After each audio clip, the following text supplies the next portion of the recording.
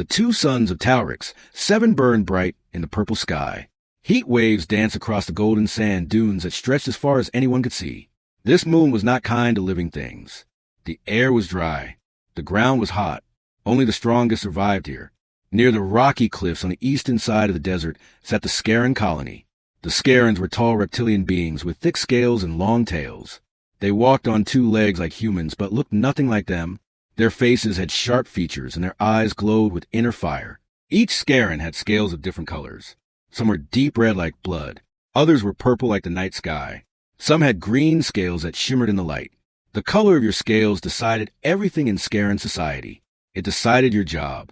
It decided who you could marry. It decided if you were important or not. Today was a special day in the colony. It was hatching day. Elder Keeper Vosh stood in the center of the nesting grounds. He was very old. His dark purple scales had turned almost black with age. He wore the traditional robes of a keeper, marked with ancient symbols that showed his rank. Around him, hundreds of eggs sat in carefully made nests of warm sand. Female Scarans stood near their eggs, waiting with excitement and fear. The first egg began to crack. A small claw pushed through the white shell. Then another crack appeared. The shell broke apart, and a tiny hatchling climbed out. Its scales were bright crimson red, wet and shining. The mother rushed forward and picked up her baby, making soft clicking sounds of joy. Elder Vosh nodded with approval. Red scales meant warrior class. This hatchling would bring honor to its family. More eggs cracked open. The air filled with the sounds of breaking shells and happy chirping. Hatchlings of many colors emerged. Each one was examined by Elder Vosh. Each one was accepted by its mother. The ceremony continued as it had for thousands of years. But then something went wrong. One egg at the far edge of the nesting ground began to crack. The mother watched nervously. The shell broke apart slowly. A small head pushed out, then a body. The hatchling pulled itself free from the egg and sat in the sand, blinking in the bright sunlight. The mother gasped. Other Scarans nearby stopped what they were doing and stared. The hatchling was wrong. Its scales were not red or purple or green. They were white, pure white like fresh snow. Its eyes were not the normal yellow or orange. They were pink, pale, and strange looking. The tiny creature looked around, confused by the sudden silence. An albino, a genetic mistake, a cursed one. Elder Vosh walked slowly toward the white hatchling. His face showed no emotion, but his tail moved with agitation. He stopped a few feet away and looked down at the small creature.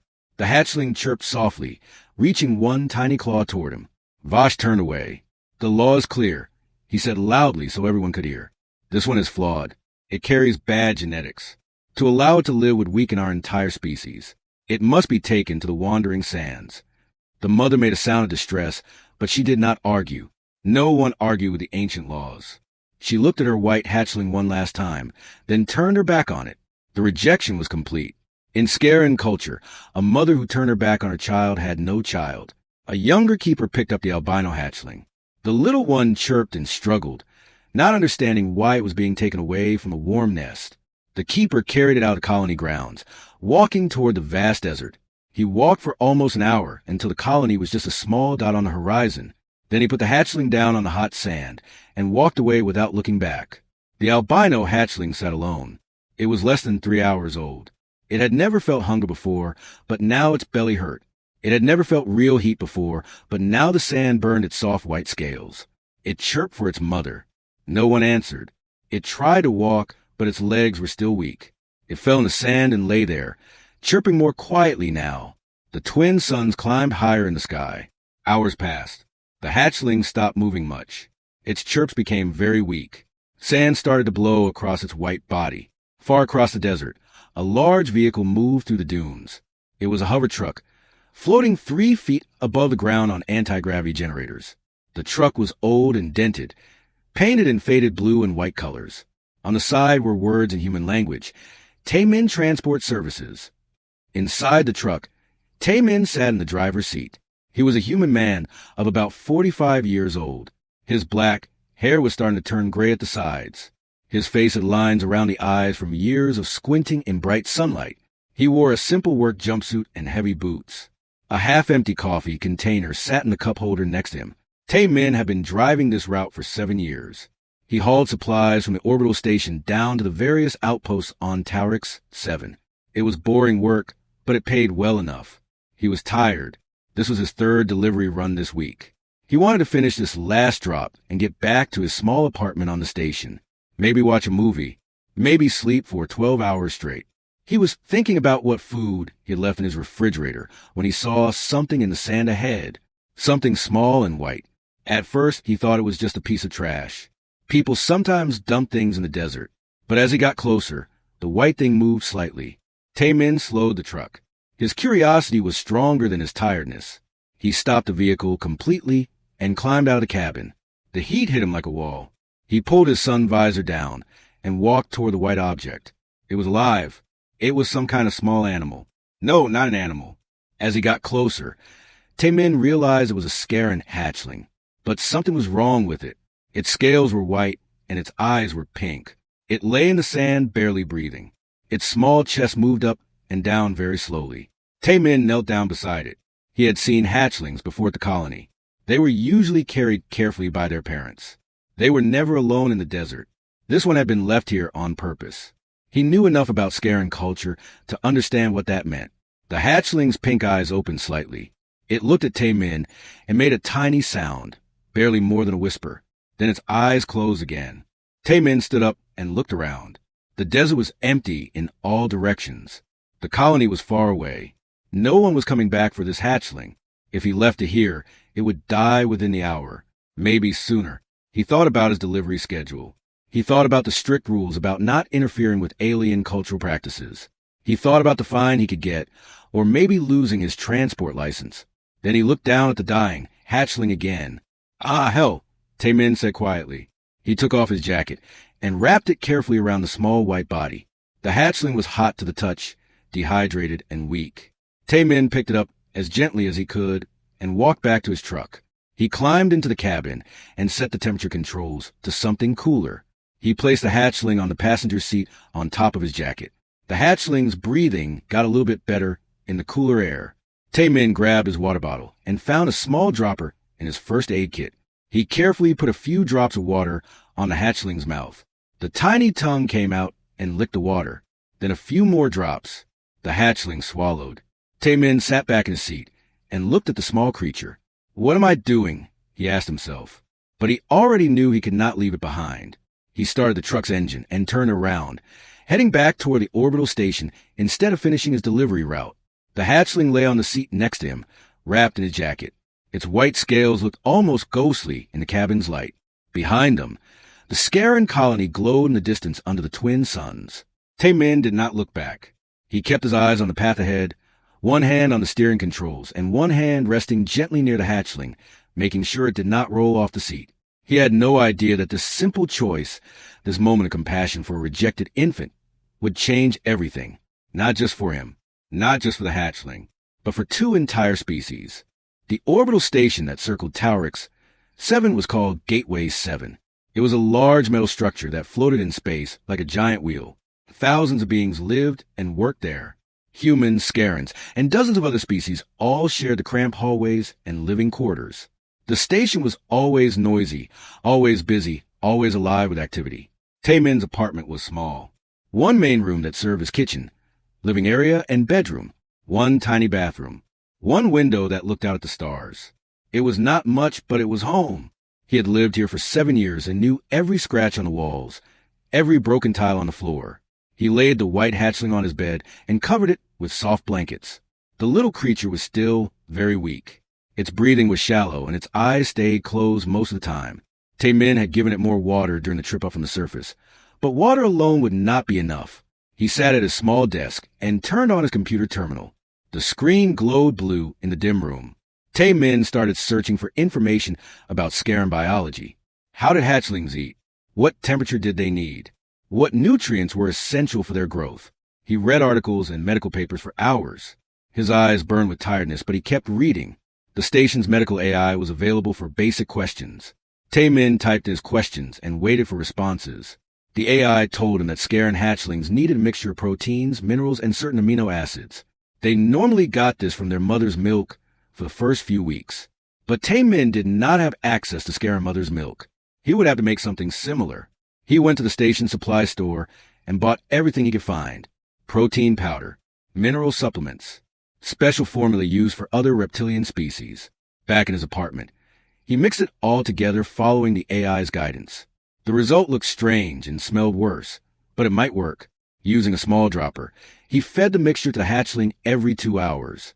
At first, the little one barely swallowed, but slowly, day by day, it got stronger. After 3 days, the hatchling opened its pink eyes and looked at Taemin with curiosity. After 5 days, it could lift its head.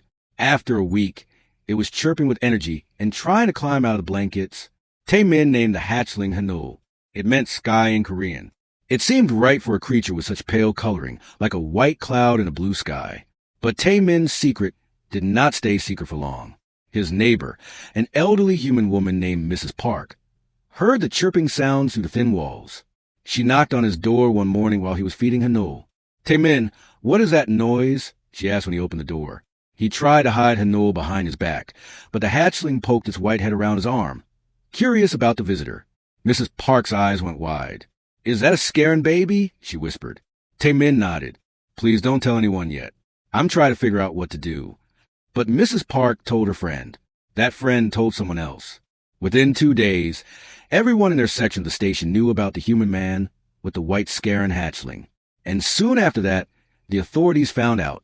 Station Administrator Hyun-woo came to Taemin's apartment 3 weeks after the rescue. He was a tall human man with gray hair and a tired expression. He had been running Gateway 7 for 8 years and had seen many strange situations. But this was new even for him. "Taemin," Hyun-woo said, sitting at the small table, "we need to talk about your situation." Hanul sat on Taemin's lap, playing with a small ball. The hatchling was much stronger now, its white scales shining with health. It looked up at Hyun-woo and chirped happily. "The Scaran ambassador has filed an official complaint," Hyun-woo continued. "He says you stole Scaran property. He demands a hatchling be returned immediately." "Property?" Taemin felt anger rise in his chest. "Hanul is not property, and they threw him away. They left him to die in the desert." "I know," Hyun-woo said quietly. "I know what their customs are.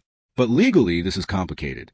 The Treaty of Species Autonomy says we cannot interfere with other species' cultural practices, even when those practices mean killing babies."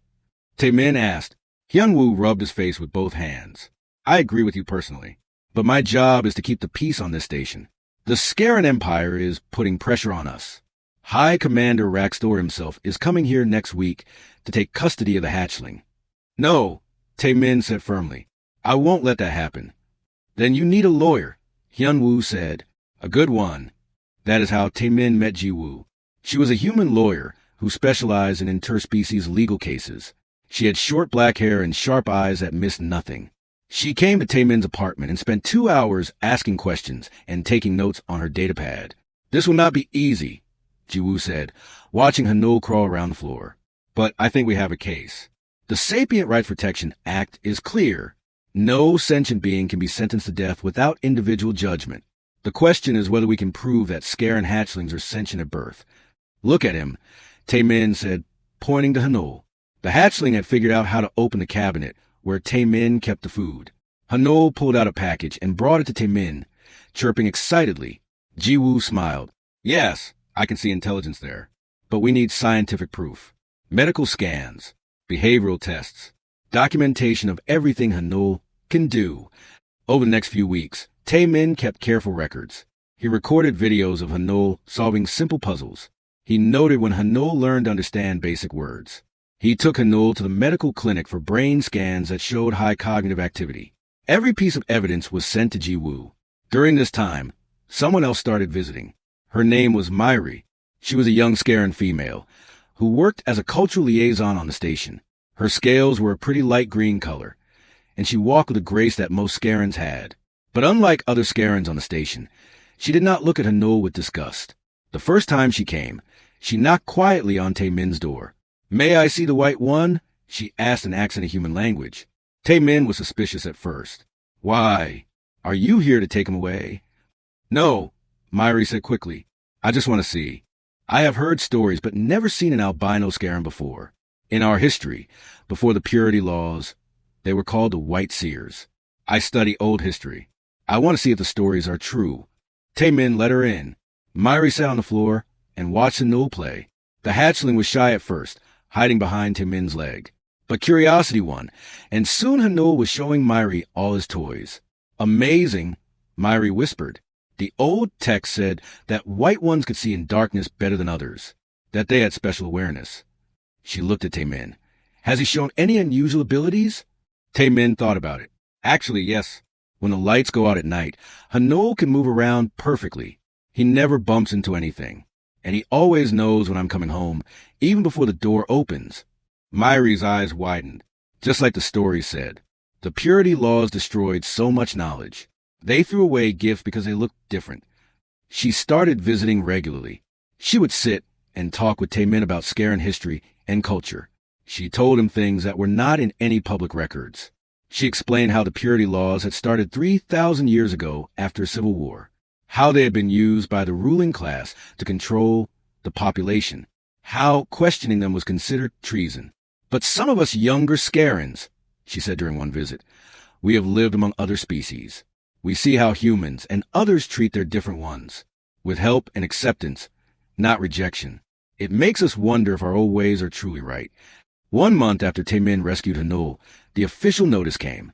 The Galactic Council had agreed to hear the case. It would be a formal tribunal on the neutral station, Celestia Prime. The hearing would happen in 30 days. High Commander Raxtor himself sent a message to Taemin. It appeared on his computer screen, the Scaran commander's red scales and fierce eyes filling the display. Human, Raxtor said, his voice deep and angry. You have stolen what is not yours. You have interfered with laws older than your entire species.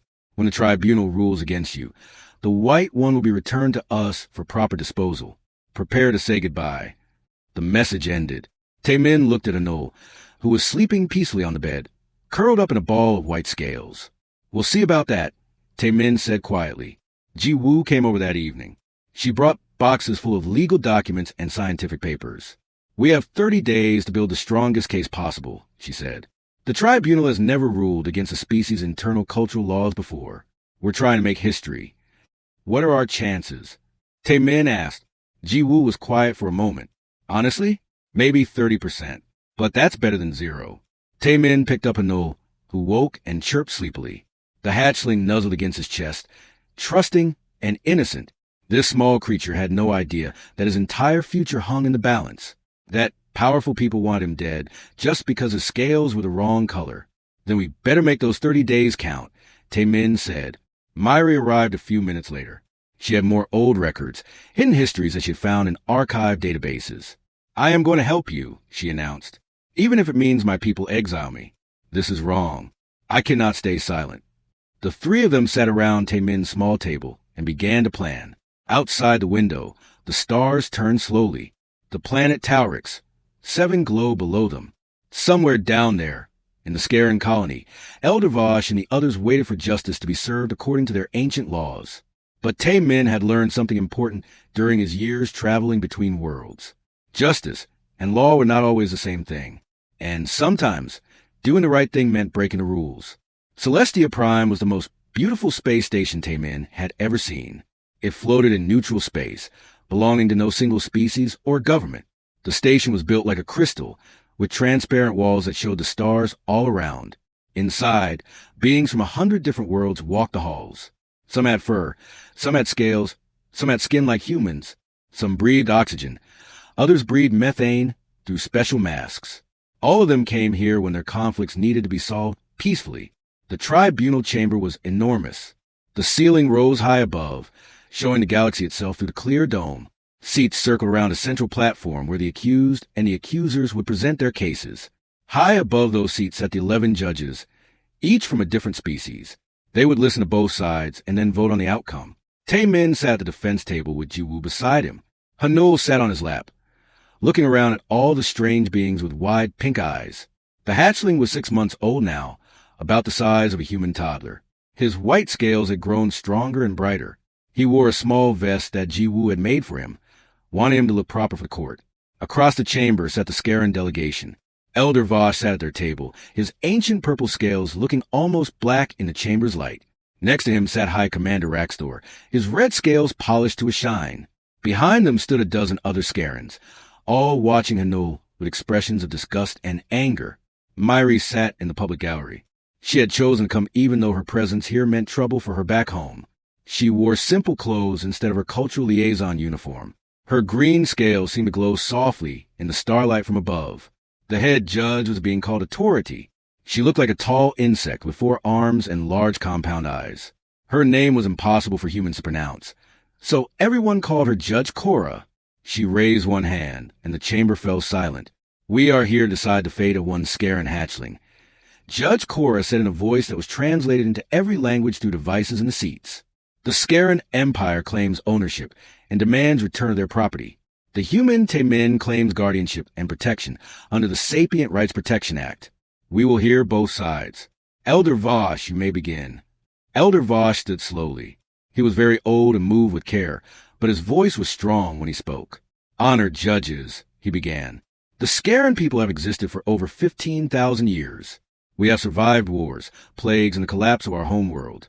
We survive because we are strong. We survive because we are pure. Our genetic laws are not cruel. They are necessary." He walked toward the center platform, his tail dragging behind him. "When a hatchling is born with defects, we must let nature take its course. To allow weak genetics into our breeding population would weaken us all. In 10 generations, we would be a dying species. The white ones carry genetic flaws. Their eyes are weak in sunlight. Their scales cannot protect them properly. They are mistakes of nature." Elder Vosh pointed at Anul. "That creature belongs to us. It came from our eggs, our genetics, our world. What we choose to do with our own offspring is our right as a species. This human had no authority to interfere. He stole from us. He violated the Treaty of Species Autonomy. We demand the return of our property so that we may correct this human's mistake." He sat down. The Scaran delegation nodded in agreement. Some of the judges were writing notes. Others simply watched and listened. Judge Cora turned to the other side. "Jiwoo, you may present your defense." Jiwoo stood and walked to the center platform. She looked small compared to many of the beings in the chamber, but her voice was clear and confident. "Honored judges, this case is simple," she said. "Is a living, breathing, thinking being a piece of property, or is it a person with rights? The Sapient Rights Protection Act is clear. Once a being demonstrates sentience, it cannot be killed without individual judgment, not because of cultural law, not because of tradition, not because someone decides its genetics are undesirable." She pulled out a data pad and projected images into the air above the platform. The images showed Hanol solving puzzles, playing with toys, responding to Taemin's voice. This hatchling was 6 hours old when he was abandoned in the desert. Jiwoo continued. He had committed no crime. He had hurt no one. His only offense was being born with the wrong color scales. "Honored judges, if we allow this, what precedent do we set? Can any species declare that beings with certain traits deserve death? Where does it end?" One of the judges, a large bear-like creature, raised a paw. "But surely the Scarans know their own biology best? If they say these albino hatchlings are genetically inferior, should we not trust their expertise?" Jiwoo smiled. "An excellent question, Your Honor. May I present our scientific evidence?" She brought up new images. Medical scans of Anul's brain, showing activity levels, genetic analysis, comparison charts with other Scaran hatchlings. "Our tests show that this hatchling has normal intelligence. In fact, his cognitive development is slightly above average for Scaran younglings' age. His genetic markers show no diseases, no disorders, no health problems. The only difference is the absence of scale pigmentation and eye color. That is all. Everything else is completely normal." Elder Vosh stood up angrily. "Those tests mean nothing. The weakness shows itself over time." "Then provide proof," Jiwoo said calmly. "Show us medical studies. Show us data. Show us evidence that albino Scarans are actually inferior, not cultural belief, not tradition, scientific proof." Elder Vosh opened his mouth, then closed it. He looked at the other Scarans. None of them spoke. The truth was obvious to everyone in the chamber. They had no scientific evidence because they had never studied it. They simply killed albino hatchlings because that was what had always been done. The judges whispered among themselves. Judge Cora raised her hand for silence again. "This tribunal needs to see direct evidence of sentience from the hatchling itself," she announced. "Words and scans can be interpreted in many ways. We must observe the being in question. Does the defense have any objection to testing?" Taemin felt his stomach drop. "Testing? What kind of testing?" He looked at Ji-woo with panic in his eyes. Ji-woo leaned close and whispered, I expected this. We prepared for it, remember? Hanul can do this. Before Taemin could respond, Myri stood up in the public gallery. Honored judges, I request permission to speak as a witness. Judge Cora looked surprised. You are Scaran. You wish to testify against your own people's laws. I wish to testify for truth, Myri said firmly. There was an uproar in the Scaran delegation. High Commander Raxtor stood up, his scales darkening with rage. This female has no authority to speak. She is a traitor to her species. She is a citizen of the galactic community. Judge Cora said coldly, she has the right to testify. Approach the platform. Myri walked down to the center platform. Her leg shook slightly, but her voice was steady. She carried a small data chip in her hand. Honored judges, I am a historian, Myri began. I study the old records of my people, from before the purity laws existed. I have discovered something important. Our laws about albino hatchlings are not ancient tradition. They are only 3,000 years old. Before that, white Scarans were not killed. They were honored. She activated the data chip. Old images appeared in the air. Ancient Scaran text with pictures of white-scaled Scarans wearing special robes. Writings in old Scaran language. They were called White Seers, Myri continued. Our ancestors believed they had special gifts, better night vision, enhanced sensory awareness, the ability to sense danger before others. They served as scouts, as advisors, as spiritual guides. They were valued members of our society. Elder Vosh made a sound of anger. Those are myths, children's stories. They are historical records, Myri said, kept in the archives of the first cities. I have verified them. The purity laws were created during the war castes, when the red-scaled warrior class took control of our government. They used genetic purity as an excuse to eliminate anyone who was different, anyone who might challenge their power. It was never about survival. It was about control. The chamber exploded with noise. Scarans were shouting. Other beings were talking loudly. Judge Cora had to strike her gavel 3 times to restore order. These are serious accusations, Judge Cora said. If true, they change the nature of this case significantly. However, we still must determine the sentience of the hatchling. That remains the central legal question. She looked directly at Hanul, who sat quietly on Taemin's lap through all the shouting. The hatchling will undergo the challenge of sentience. This is a series of tests designed to measure self-awareness, problem-solving, emotional intelligence, and abstract thinking. The test will take place tomorrow morning. All parties will observe. If the hatchling passes, we will rule on the question of guardianship. If the hatchling fails, Scaran law applies. This session is adjourned. The judges stood and left the chamber. Taemin sat frozen in his seat, holding Hanul close. The hatchling looked up at him and chirped softly, not understanding the danger he was in.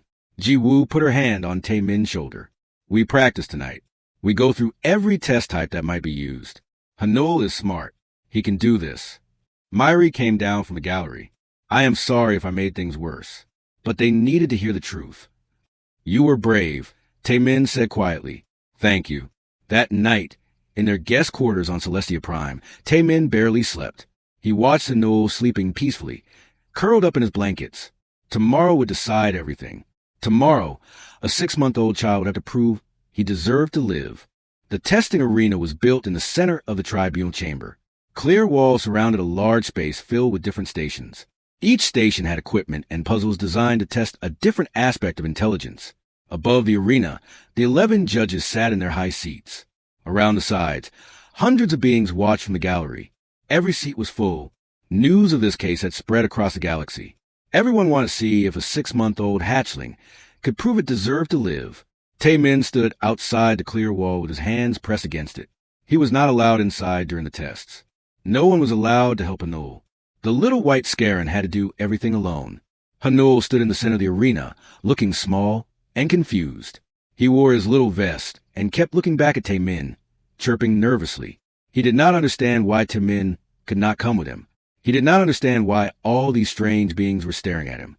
Judge Cora's voice echoed through the chamber. The challenge of sentience will now begin. The subject must complete 4 tests. First, problem solving. Second, emotional recognition. Third, self-awareness and identity. Fourth, abstract reasoning. Observers will remain silent. Begin the first test. A section of the arena floor opened up.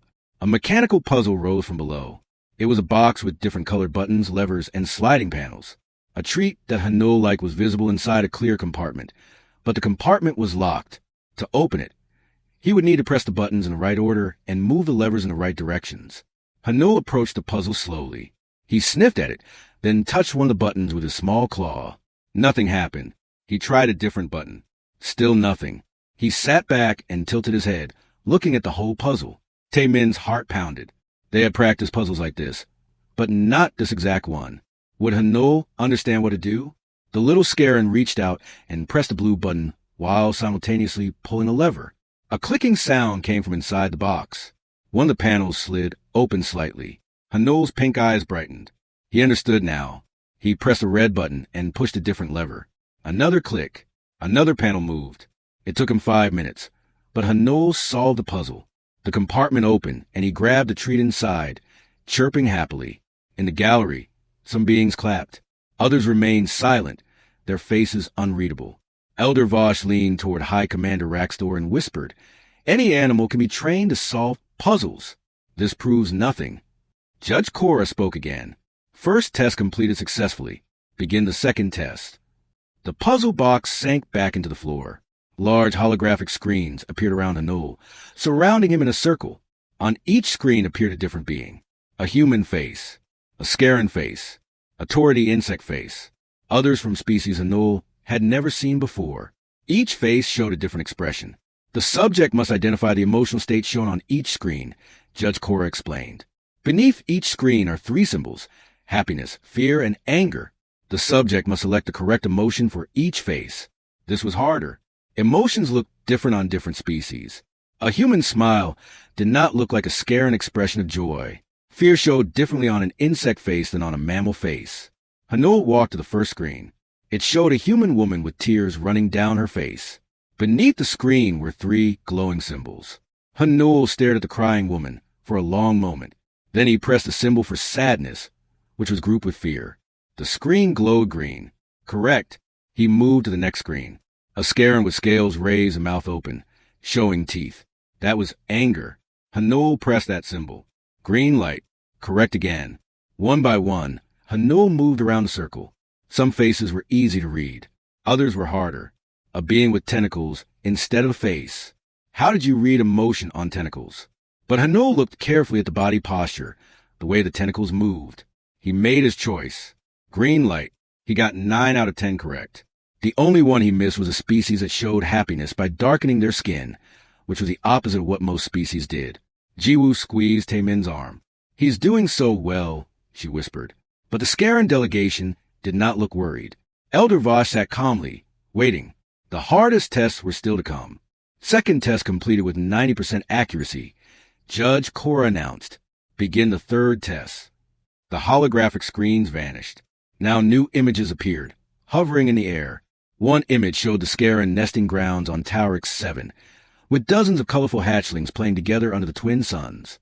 The other image showed Taemin's small apartment on Gateway 7, with a messy bed and simple furniture that Hanul knew as home. A synthesized voice spoke, translated into simple words that even a young child could understand. "Where do you belong?" Silence fell over the entire chamber. This was the crucial question. This was about identity, about understanding self and place in the world. This would show if Hanul was truly self-aware or just a clever animal responding to training. Hanul stood between the 2 images. He looked at the Scaran nesting grounds for a long time. He could see hatchlings that looked somewhat like him, though their scales were colored and his were white. He could see the familiar rock formations of his birth world. Then he looked at the image of Taemin's apartment, the small space where he ate breakfast every morning, the bed where he slept curled up next to Taemin's warmth, the window where he watched the stars. Taemin felt tears building in his eyes. He knew what he wanted Hanul to choose, but would the hatchling pick the place of his own species? That would be natural. That would be understandable. But it would also suggest Hanul did not truly understand belonging, just appearance. Minutes passed. Hanul did not move. The judges waited. The gallery held its breath. Then Hanul did something no one expected. He reached toward the image of Taemin's apartment and touched it with one claw. But then he turned and touched the image of the nesting grounds with his other claw. He stood there with both images touched, looking confused and sad. "Interesting," Judge Cora said. The subject appears unable to choose. But Hanul was not finished. He dropped his claws and moved to a clear section of floor. Using one claw, he began to draw in the dust that had settled there. He drew a simple heart shape. Then he drew a stick figure that was clearly meant to be Taemin, with 2 legs and 2 arms. Next to it, he drew a small figure with a tail. Himself. Then he drew something else. He drew other small figures with tails around them, Scaran hatchlings, and he drew a line connecting them all to the heart shape. The meaning was clear. Hanul understood that he was Scaran by birth, but he also understood that home was not about biology. Home was about love. He was saying that he belonged with those who cared for him, but he also recognized his connection to his own species. He was showing understanding of complex identity that most adults struggle with. The chamber erupted in noise. Some beings were shouting in amazement. Others were arguing about what the drawing meant. Judge Cora struck her gavel repeatedly to restore order.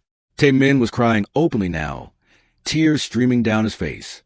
His small friend understood so much more than anyone had given him credit for. Third test completed. Judge Cora said, though her voice suggested she was impressed.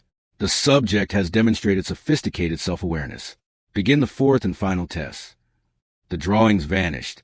Now a single holographic display appeared. It showed 4 symbols floating in the air. A sword representing strength. A book representing knowledge. A shield representing protection. A sprouting plant representing growth and life. The synthesized voice spoke again. What is most worth protecting? This was a test of values, of abstract thinking.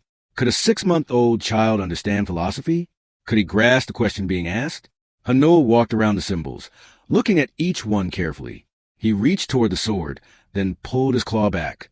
He looked at the book for a long time, then the shield, then the plant.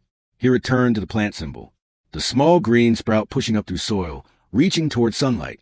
He touched it with his claw. The symbol glowed. But Hanul was not finished. He took his claw and drew in the air, creating his own crude symbols in the holographic system. He drew a small figure. He drew a large figure. He drew something that might have been a broken egg. Then he drew an arrow pointing from the large figure to the small figure. He was creating his own answer. He was saying that protecting the weak and the small was most important. The plant was life at its most vulnerable, just like he had been vulnerable in the desert, just like all children are vulnerable. Judge Cora leaned forward in her seat. The other judges were whispering among themselves with great excitement. The 4th test is completed, Judge Cora announced. The subject has not only answered the question, but has demonstrated the ability to create abstract meaning beyond the provided options. This tribunal will now deliberate. The subject may return to his guardian. The clear wall opened. Hanul ran straight to Taemin and jumped into his arms, chirping with relief. Taemin held him tight, burying his face in the white scales.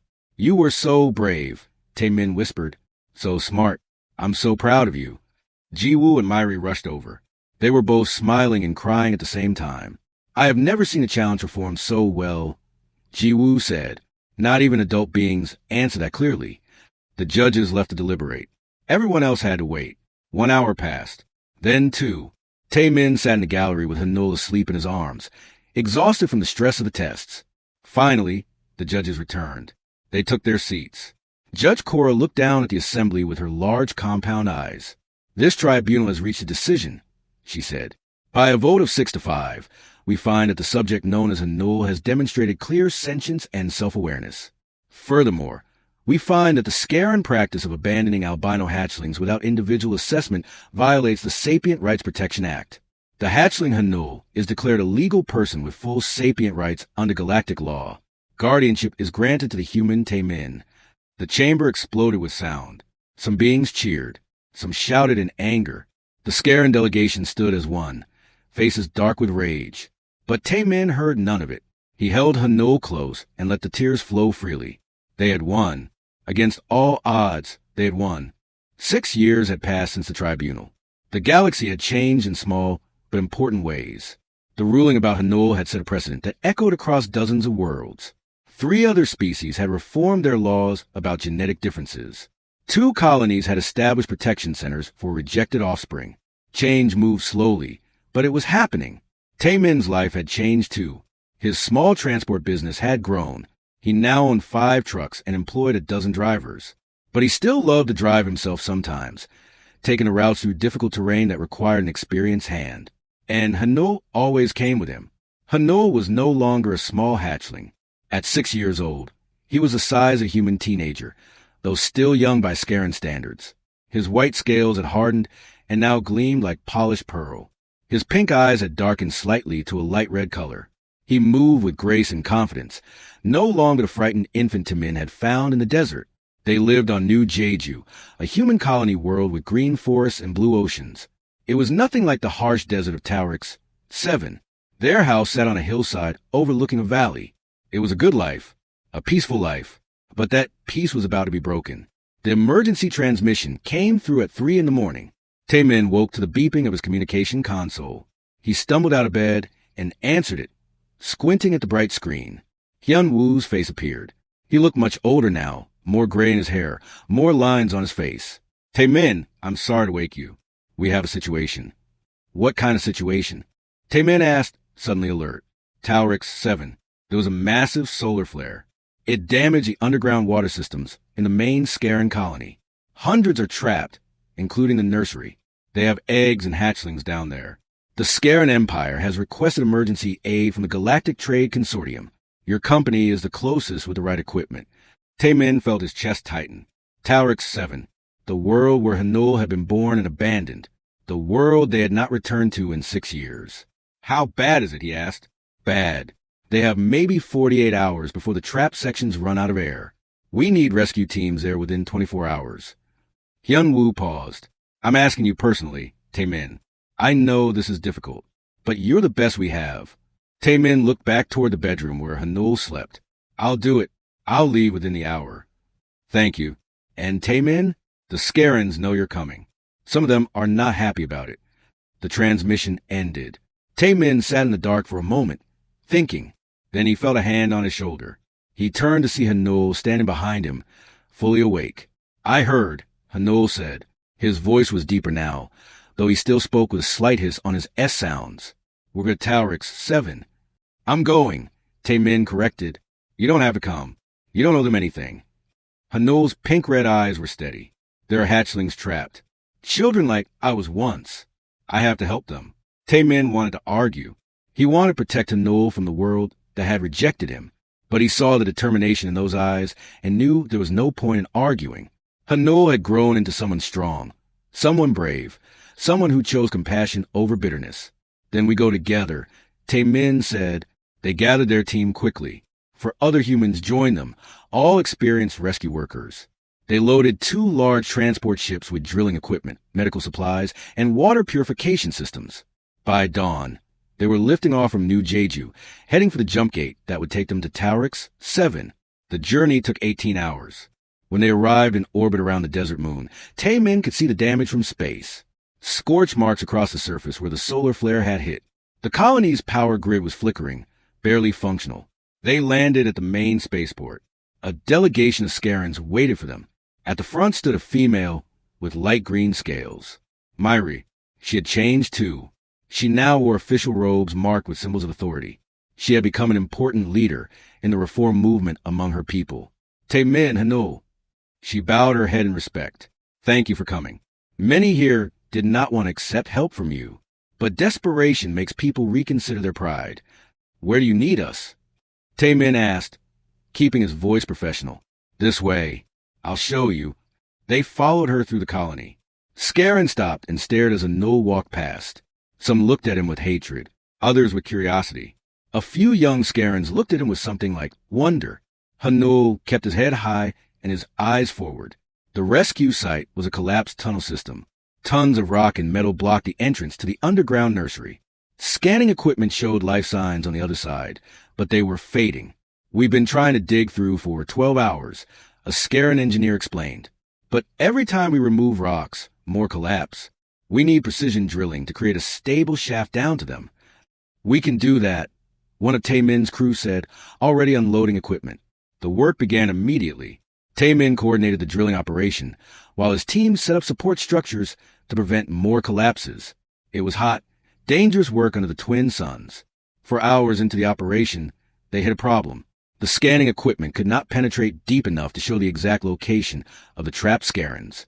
They were drilling blind. And if they drilled in the wrong place, they might cause another collapse that would kill everyone below. We need someone who can sense them, the engineer said. Someone with enhanced perception.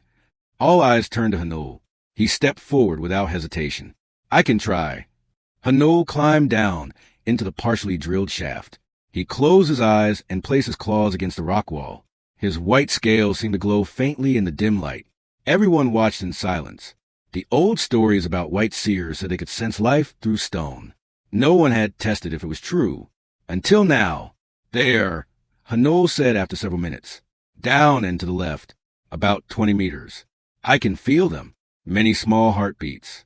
The hatchlings. And several adults. Are you sure? The engineer asked. I'm sure. They adjusted the drilling angle based on Hanul's directions.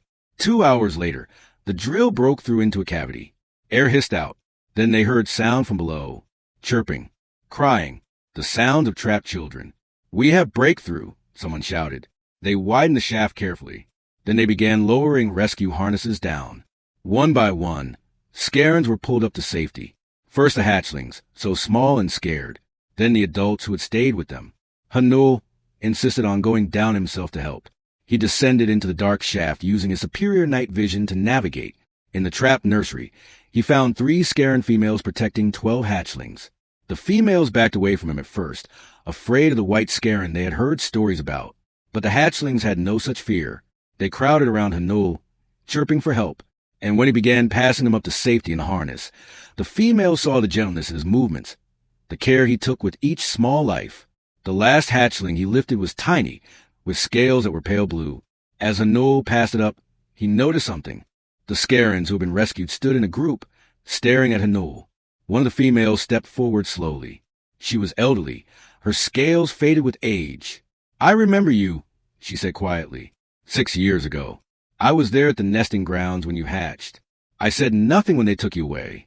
I am sorry. Hanul looked at her for a long moment. There are hatchlings alive today because you stayed with them in the dark. That matters more than the past. Other Scarens began to approach. Not all of them, but some. They touched their foreheads in the traditional Scaren gesture of respect. They thanked him for saving their children. Then a figure emerged from the crowd. It was Elder Vosh. He was impossibly old now, barely able to walk. His scales had lost almost all color. He approached with difficulty, leaning on a staff. He stopped in front of Hanul and looked up at the young white Scaren, who towered over him now. I was wrong, Elder Vosh said, his voice barely a whisper. I enforced laws I never questioned. I condemned innocent lives because I was afraid that change would destroy us. But I see now that refusing to change is what would have destroyed us. His eyes were cloudy with age and emotion. I had a brother. He was white like you. They took him from our nest when I was young. I never forgot his face. I never forgave myself for not stopping them. And then I became the one who did the same to others. I am sorry. I know my apology means nothing. I know I can never undo the harm. Hanul was quiet for a moment. When he spoke, his voice was gentle. Forgiveness is not about forgetting. It's about choosing to move forward. I forgive you, Elder Vosh. But more importantly, you must forgive yourself. Then help make sure no hatchling ever suffers like I did, like your brother did. The old Scaren's legs gave out. He would have fallen if Hanul had not caught him. The white Scaren held the elder steady, supporting the weight of the one who had once condemned him to death. Myri stepped forward with tears streaming down her face. The council has voted. As of today, the genetic purity laws are officially abolished. All hatchlings, regardless of appearance, will be protected and raised. This change comes too late for so many, but it is not too late for future. The rescue operation continued for another day. Taemin's team helped repair the water systems and reinforce the damaged structures. During that time, Hanul walked through the colony. Young Scarens followed him, asking questions. Some adults apologized. Others still kept their distance, but the hatred in their eyes had changed to something else. Uncertainty. Reconsideration. On the last day, Myri brought 3 hatchlings to meet Hanul. They were the albino hatchlings from the nursery, the ones who had been born in the past year. Under the old laws, they would have been killed. Now they were alive, healthy, and loved by their families. This is Hanul, Myri told the tiny white hatchlings. He is proof that being different is not a weakness. It can be a strength. The hatchlings chirped and climbed on Hanul's legs, curious and playful. He picked them up gently, one in each arm and the smallest on his head. Taemin took a picture on his datapad. A moment of hope. They left Taurix, 7 the next morning. As the transport ship lifted off, Hanul looked down at the desert where he had almost died 6 years ago.